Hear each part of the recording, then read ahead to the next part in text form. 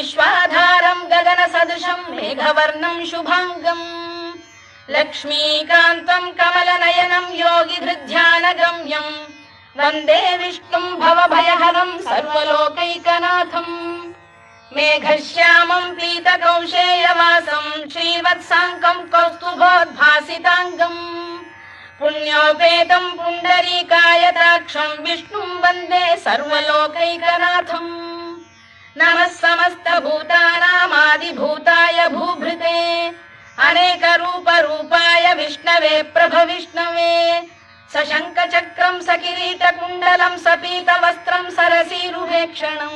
सहारवक्षस्थलशोभिकौस्तुभं नमामि विष्णुं शिरसा चतुर्भुजम् छायायां पारिजातस्य हेमसिंहासनोपरि